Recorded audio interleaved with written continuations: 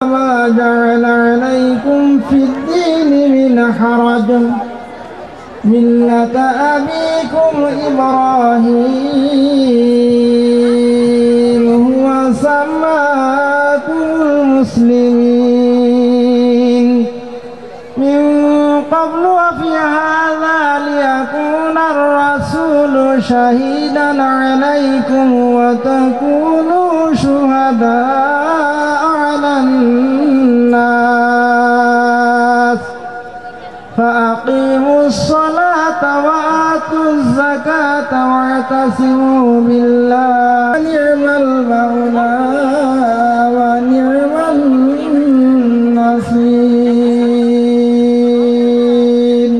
صدق الله مولانا العظيم মহান চিকিৎসক সাভার অঞ্চলের জনপ্রতিনিধি তার সম্মানার্থে কলেজের মেধাবী ছাত্রী নিপা মানপত্র পাঠ করছে। নিপা। হে বন্ধু, সুস্বাগতম। কর্মবহুল জীবনের ব্যস্ত মানুষ আপনি। ভ্রাম্যমান জীবনের গতিপথে কোথাও একটু দাঁড়িয়ে ক্ষণিকের তরেও বিশ্রাম নেবার অবসর আপনার নেই। তবুও মহামূল্যবান সময়কে পেছনে ফেলে আপনি আমাদের মাঝে উপস্থিত হয়েছে। তাই আপনার শুভাগমনে আমাদের কলেজ প্রাঙ্গণ আজ মুখরিত। আপনার শুভ পদার্পণ আমাদের মাঝে নতুন আশা ও উদ্দীপনার সঞ্চার করেছে।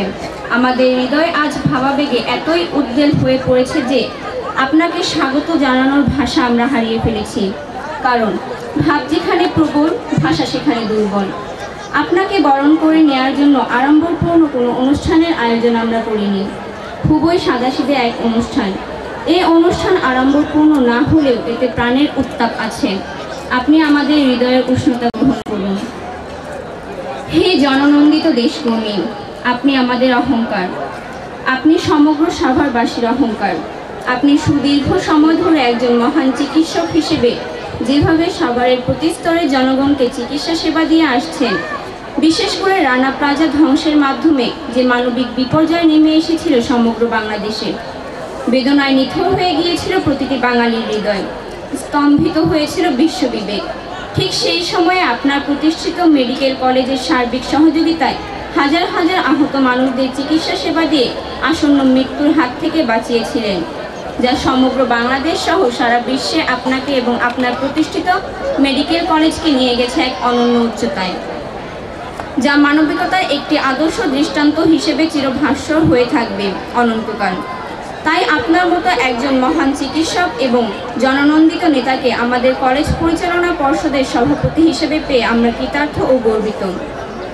হে সুহৃদ সাথী, জাতির জনক বঙ্গবন্ধু কন্যা জননেত্রী শেখ হাসিনার ডিজিটাল বাংলাদেশ গড়ার স্বপ্ন পূরণের একজন সহযাত্রী আপনি। আর ইহাও সুবিদিত আপনি বর্তমান মাননীয় প্রধানমন্ত্রীর একজন অত্যন্ত স্নেহভাজন ব্যক্তিত্ব। সামনে রেখে সমগ্র জাতি হাঁটি হাঁটি পা পা করে উন্নয়নের সোপান অতিক্রম করছেন। শিক্ষা ব্যবস্থায় এসেছে নবজাগরণ। শিক্ষা প্রতিষ্ঠানগুলো উপলব্ধি করছে নতুন দিক নির্দেশনায়। এমনই এক গুরুত্বপূর্ণ সময়ে আপনাকে আমরা বরণ করে নিচ্ছি আমাদের পথ প্রদর্শক হিসেবে। আমরা আশা করছি আপনার সুতীক্ষ্ণ মেধা ও মনন কলেজের সামগ্রিক উন্নয়নে নবজোয়ারের সূচনা করবে। আপনার অনুপ্রেরণা ও আশীর্বাদে আমরা কলেজটিকে অন্যতম শ্রেষ্ঠত্বের মর্যাদায় উন্নতি করতে বদ্ধপরিকর। দেশের স্বার্থে, জাতির স্বার্থে সবল ও সুস্থ দেহ মন নিয়ে আরও অনেক অনেক বছরের পরমায়ু নিয়ে আপনি বেঁচে থাকুন। আপনার প্রীতিমুগ্ধ মির্জা গোলাম হাফিজ কলেজের শিক্ষক, কর্মচারী ও ছাত্রছাত্রীবৃন্দ, আসসালামু আলাইকুম। স্বাগত জানাই। আমরা অনেকটা এগিয়ে গেলাম। এখন আমাদের সামনে বক্তব্যের পালা। আমাদের প্রথম পর্ব বক্তব্য দিয়ে শুরু হবে। আমাদের দ্বিতীয় পর্বে রয়েছে মনোজ্ঞ সাংস্কৃতিক অনুষ্ঠান এবং আমাদের এই সাংস্কৃতিক অনুষ্ঠান আজকের শিল্পী হিসেবে এসেছেন অলরেডি ঝিলিক। আপনাদের সবাইকে থাকার জন্য অনুরোধ করছি। এখন আমাদের কলেজের সম্মানিত মির্জা গোলাম হাফিজ কলেজ এর আজকের এই পুরস্কার বিতরণী অনুষ্ঠানের প্রধান আকর্ষণ সাভারের গণমানুষের নেতা, আমাদের প্রিয় নেতা ডাক্তার মোহাম্মদ এনামুর রহমান সাহেব এমপি। মঞ্চে উপবিষ্ট আছেন সাবেক উপজেলা চেয়ারম্যান, তিনি তিনবার উপজেলা চেয়ারম্যান নির্বাচিত হয়েছিলেন। বর্তমানে উনি সহসভাপতি ঢাকা জেলা আওয়ামী লীগ, জনাব হাজী মোহাম্মদ ফিরোজ কবির। উপবিষ্ট আছেন বাথালিয়া ইউনিয়ন আওয়ামী লীগ সংগ্রামী সাধারণ সম্পাদক জনাব মোহাম্মদ মোয়াজ্জেম হোসেন। মঞ্চে উপবিষ্ট আছেন পুরস্কার বিতরণী অনুষ্ঠানের উদযাপন কমিটির আহ্বায়ক জনাব মোহাম্মদ ফারুক দেওয়ান, সাবেক এজিএস জাকসু এবং সদস্য গভর্নিং বডি। জনাব ফারুক দেওয়ান দীর্ঘ 16 বছর এই কলেজে গভর্নিং বডি সদস্য হিসেবে সেবা দিয়ে আসতেছেন। এত উন্নত হয়েছে এই কলেজ, যেটা আমাদের ছাত্রছাত্রী এবং শিক্ষকরা বলতে বাধ্য হবেন। তারপরেও আমরা বলছি যে আমাদের এই উপস্থিত যে মহান নেতা, উনি এই 1 বছরে কত দ্রুততার সাথে উন্নয়ন কাজগুলো করেছেন তার একটা নিদর্শন আমি বলছি। প্রথমে উনি খুব শীঘ্রই এই ভবনটির উদ্বোধন হতে যাচ্ছে। বাথরুম ছিল, সেটা দুর্গন্ধময় এবং স্বাস্থ্যের জন্য ক্ষতিকর ছিল বিধায় উনি দ্রুত ওনার নির্দেশে এটা বন্ধ করে পূব এবং দক্ষিণ সাইডে ছেলেদের জন্য একটি স্বাস্থ্যসম্মত বাথরুম তৈরি করে দিয়েছেন। একটি পরীক্ষা নিয়ন্ত্রণ কক্ষ উনি তৈরি করে দিয়েছেন। আমার লাইব্রেরিতে লাইব্রেরিয়ান ছিল না, যার জন্য লাইব্রেরি কর্মকাণ্ড স্থগিত ছিল। দ্রুততার সাথে লাইব্রেরিয়ান নিয়োগ দিয়ে সেই লাইব্রেরি কার্যক্রমকে উনি সচল করেছেন। তাছাড়াও যে মাঠে আপনারা বসে রয়েছেন, এই মাঠটি আন্তর্জাতিক পর্যায়ে করার জন্য উনি নির্দেশ দিয়েছেন।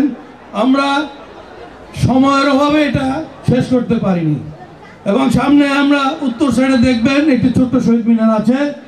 এই কলেজের সাথে এই শহীদ মিনারটি মানানসই নয়, সেজন্য এটাকে নতুন করে তৈরি করার জন্য পূব সাইডে উনি একটি জায়গা নির্ধারণ করে দিয়েছেন, সেখানে একটি বড় করে শহীদ মিনার তৈরি করার নির্দেশ আছে।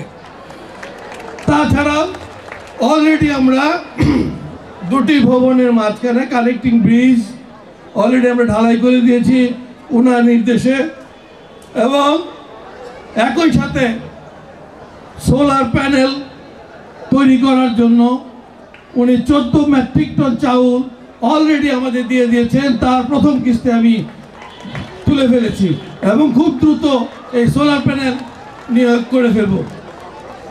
সুতরাং আপনারা বুঝতেই পারছেন এই 1 বছরের মধ্যে একজন এমপি মহোদয় কত দ্রুততার সাথে একটি কলেজের উন্নয়ন ঘটাচ্ছে। বাকি 4 বছরে এই কলেজ কোথায় যাবে সেটা আপনারা কল্পনা করতে পারবেন না। আমি মনে করি খুব দ্রুততার সাথে এই কলেজ একটি ডিজিটাল কলেজ হিসেবে পরিণত হবে। আমাদের খুব দ্রুততার সাথে আইসিটি ল্যাব এবং অন্যান্য কম্পিউটারও চলে আসতেছে আমাদের এই মাননীয় প্রধান অতিথি নির্দেশে। মাননীয় প্রধান অতিথি আমাদের আজকে ছোট্ট একটা দাবি, আমরা এই কলেজকে অবকাঠামো ভাবে অনেক উন্নত হয়েছে, এগিয়ে গেছে, তাই আজকের কাছে আপনার কাছে দাবি করছি যে এই মুহূর্তে আমাদের এই মঞ্চ থেকে এই কলেজকে ডিগ্রি কলেজ হিসেবে ঘোষণা দিয়ে যাবেন এই মঞ্চ থেকে, যাতে আমার ছেলেমেয়েরা ইন্টারমিডিয়েট পাশ করে এই কলেজে ডিগ্রি এবং অনার্স পড়তে পারে।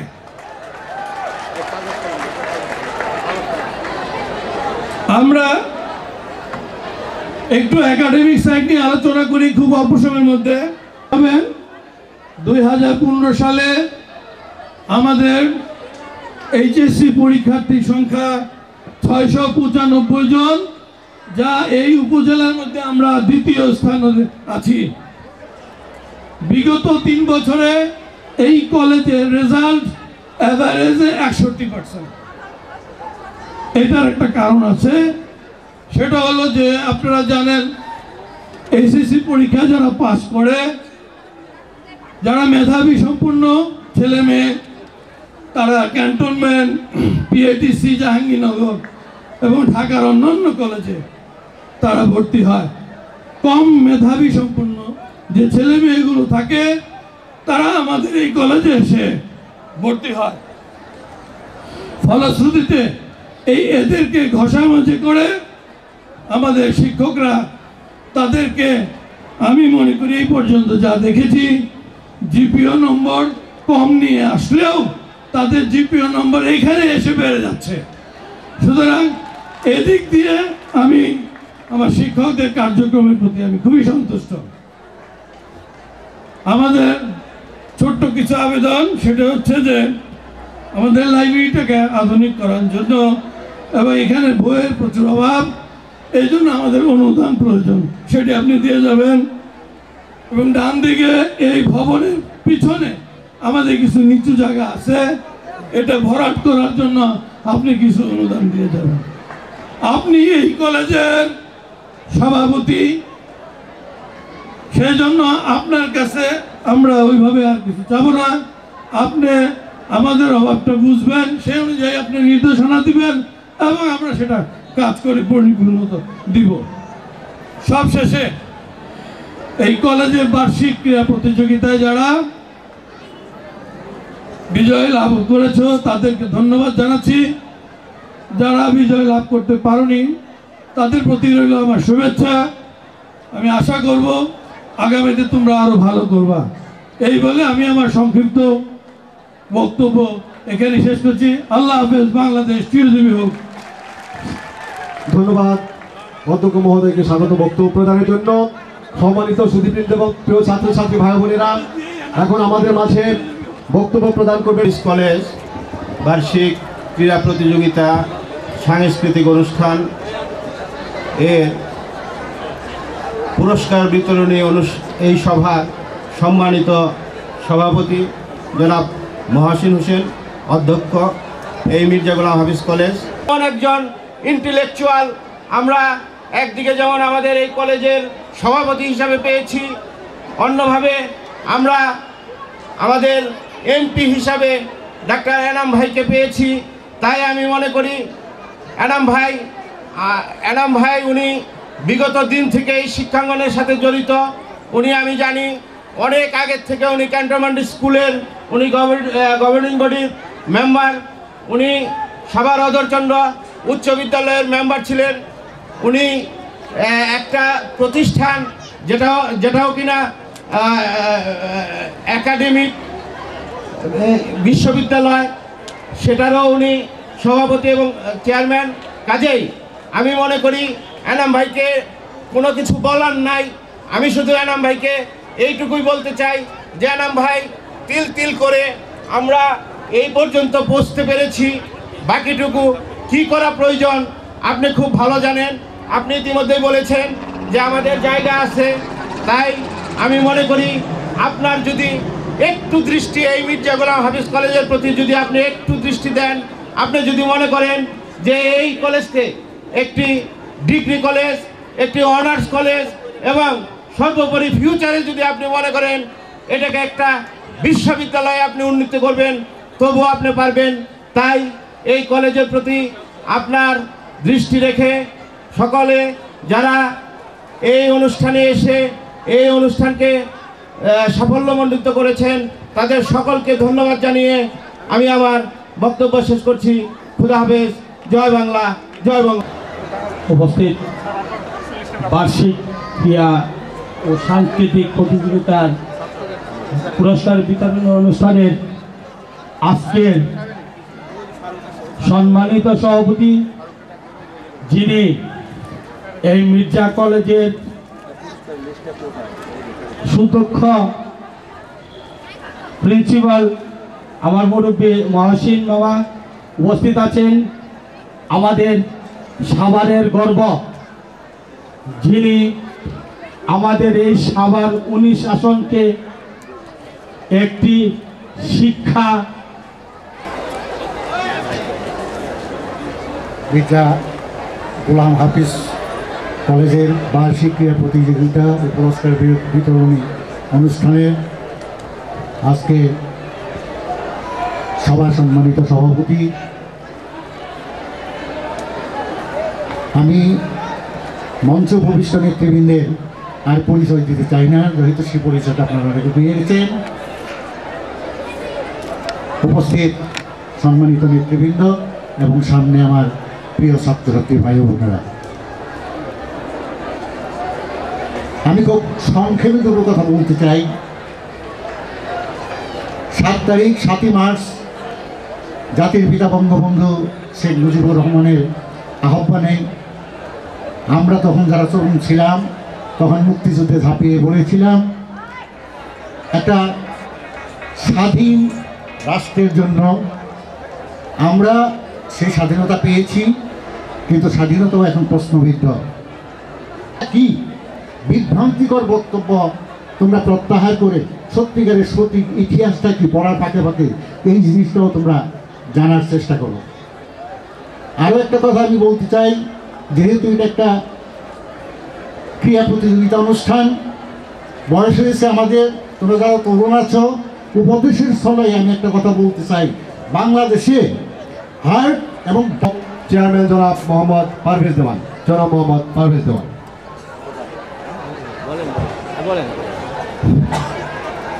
বিসমিল্লাহির রহমানির রহিম।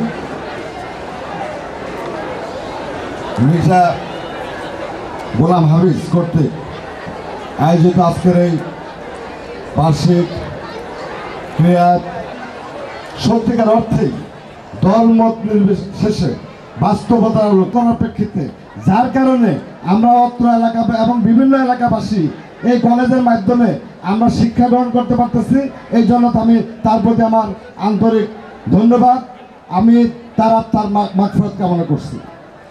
পাশাপাশি আমি বলতে চাই বলবো যে গোলাম মির্জা হাফিজ কলেজ অত্যন্ত একটা ভাগ্যবান কলেজ, কারণ এখানে জন্মলগ্ন থেকেই সাভারের যখন একটা লোক এমপি হয়, সাংসদ হয়, তখন সে আর কোনো দলের থাকে না, সার্বিক এক সাংসদ।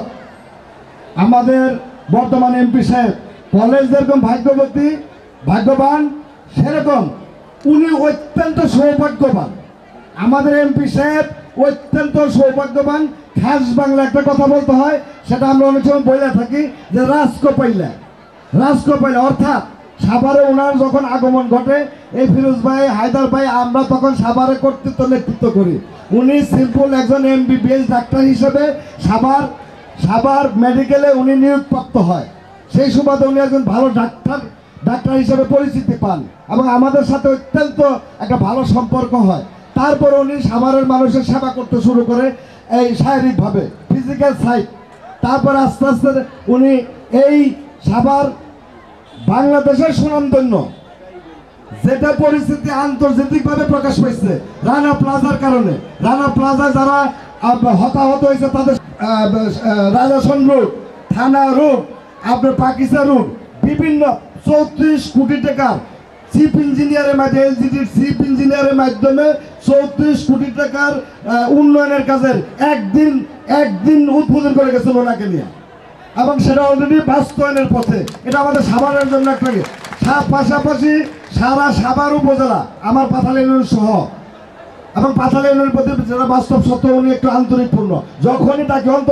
যখনই ডাকি তখনই আসে, যখনই যা বলি তখনই শুনে। এটাই জনগণ চায়, এটাই নেতা কর্মীরা চায়। কাজেই উনি শুনেন। পাশাপাশি এই সরকারের যে উন্নয়নমুখী সরকার, তার মাধ্যমে উনি অনেক কিছু করতেছেন। আর মির্জা গোলাম হাফিজের ব্যাপারে সরকারিভাবে তথা ব্যক্তিগতভাবে ওনার উপর দায়িত্ব বর্তায়, কারণ উনি এই কলেজের সভাপতি। এই কলেজের বাকি যা কাজ আছে, পাশাপাশি ডিগ্রি কলেজের ঘোষণা প্রিন্সিপাল সাহেব বলে গেলেন, আশা করি সম্ভব হলে ডিগ্রি কলেজের ঘোষণার ব্যবস্থা এবং উন্নয়নের যা কিছু বাকি আছে এই কলেজের উনি করবেন। আমি এই ইউনিয়নের চেয়ারম্যান হিসাবে আমার নিজেরও এই দাবিটা রইল এই শিক্ষা প্রতিষ্ঠানের স্বার্থে। আজকের এই অনুষ্ঠানে প্রধান অতিথি হিসেবে উপস্থিত আছেন আমাদের সকলের প্রিয়, সকলের পরিচিত ডাক্তার এনামুর রহমান এমপি, যিনি মানুষের সেবা করে জননেত্রী শেখ হাসিনার একজন রাষ্ট্রনায়কের মন জয় করেছেন, যিনি একটা দৃষ্টান্ত, একটা এক্সাম্পল। সে আমাদের প্রিয় নেতা ডাক্তার এনামুর রহমান। আমাদের মাঝে উপস্থিত সাবেক উপজেলা চেয়ারম্যান, আমার বড় ভাই, যিনি মাঝে মধ্যে আমাকে খুব ভালো দেখে, আবার মাঝে মধ্যে আমার ভালো বোধহয় দেখতে পারে না, মাঝে মধ্যে একটু